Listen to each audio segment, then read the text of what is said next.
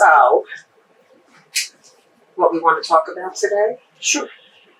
I think we're just going to discuss some of the bigger issues that I believe we see in counseling couples. One of them being differences between men and women and how they approach their relationship.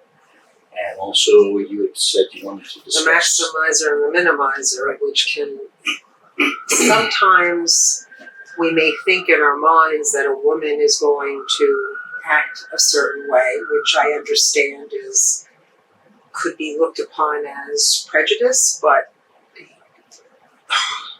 science indicates that women are women and men are men, typically.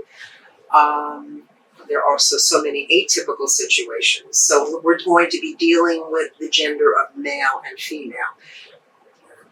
A lot of sometimes discussions are that women are more emotional and can multitask much better and process 7,500 words, while men are more focused, tend to be more compartmentalize things more effectively, and are, more labeled as the 3,500 words they process. So, but that can change off with a maximizer, minimizer, right? Sure. Yeah. I see that, there are times when, people would often think that just because there's a male involved that he would be the minimizer and the female would be the maximizer, but I've seen both. Yeah. So that flips regularly depending upon the dynamic and because of their individual imago. And imago is the Latin word for image, and how we view intimate partner relations through the lens of how we were raised. Yes, and what we also do is we unconsciously choose our imago. We don't consciously choose them. Yes. Because we're trying to resolve and evolve our childhood, believe it or not. Mm-hmm. Absolutely.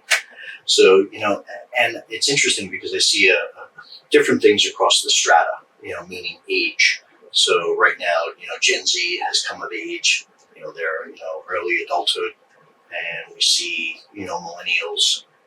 Some of them are in about 40 now, and versus Gen X, and also I see couples that are into, baby boomer generation as well. So there are differences across the generations in how they approach relationships as well.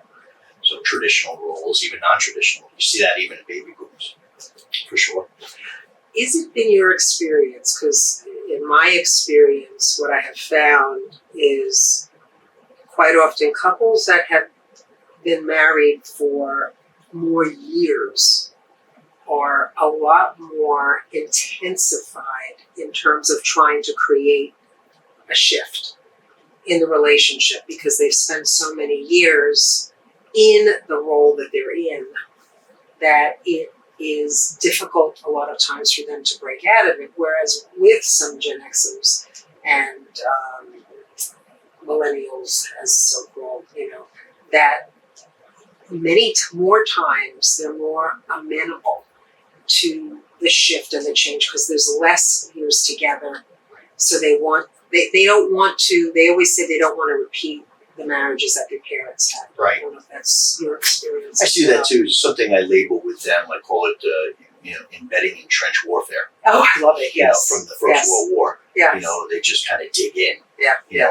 But yes, the younger generations are willing to try newer things and make a shift.